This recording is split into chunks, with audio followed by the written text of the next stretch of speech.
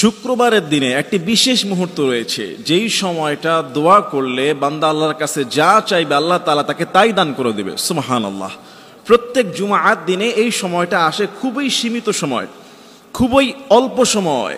এই সময়টা বান্দা আল্লাহর কাছে মন খুলে যা চাইবে আল্লাহ তাআলা তাকে তাই দান করে দেবে। সুবহানাল্লাহ। দেখুন, জুমাআত দিনটা হলো সাপ্তাহিক ঈদের দিন। এই দিনটা কিন্তু এক সপ্তাহ পরে আসে, একবার আসে।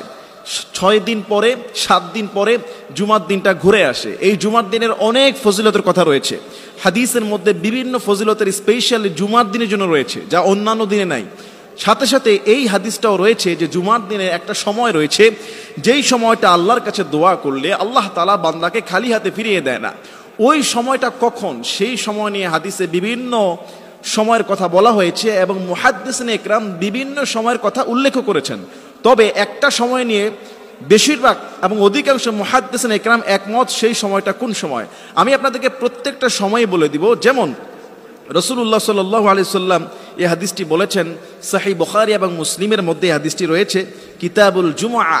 এই হাদিসটি এসেছে, ইন্না ফিল জুমআতি লাসাআতান লা ইউয়াফিকুহা মুসলিমুন কাইমুন ইউসাল্লি ইয়াসআলুল্লাহ খায়রান ইল্লা আ'তাহু ইয়্যাহ।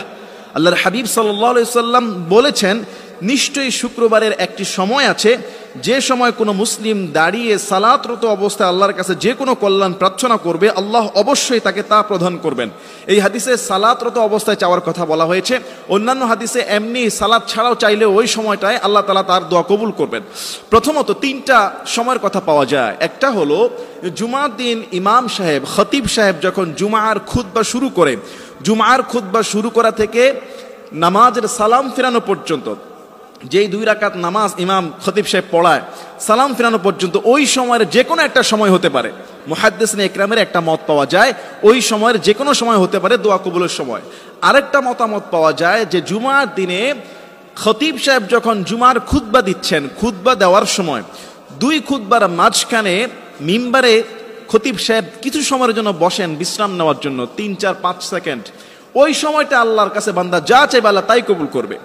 কিন্তু অধিকাংশ মুহাদ্দিসিনে ইকরামের মতে যেই সময়টার কথা উল্লেখ রয়েছে, ওই সময়টা আমার মা বোনরাও চাইলে দোয়া করতে পারে। কারণ জুমার দিন তো অনেক মহিলারা মসজিদে যেতে পারে না, সব মসজিদে সেই জায়গার ব্যবস্থা নেই।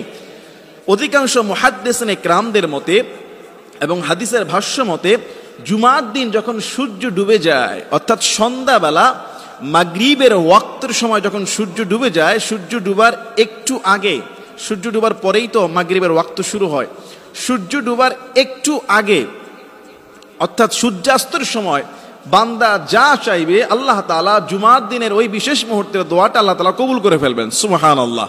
এজন্য আমরা যদি চাই বা চেষ্টা করি জুমার দিনে মাগরিবের 10-15 মিনিট বা 20 মিনিট আগে যদি আমরা ওযু করে পরিষ্কার পরিচ্ছন্ন হয়ে যায় নামাজে চলে যাই, মসজিদে চলে যায়, মা বোনেরা যদি নামাজের প্রস্তুতি নিয়ে যায় নামাজে মুসল্লায় চলে গিয়ে আল্লাহর কাছে দোয়া করতে থাকে ওই সন্ধ্যা টাইমে সূর্যাস্তের সময়, হাদিস বলছে তা বান্দা যা চাইবে আল্লাহ তাআলা তাই কবুল করবে। তবে চাওয়াটা অবশ্যই কল্যাণকর এবং হালাল হতে হবে, অন্যের ক্ষতি হতে হবে না।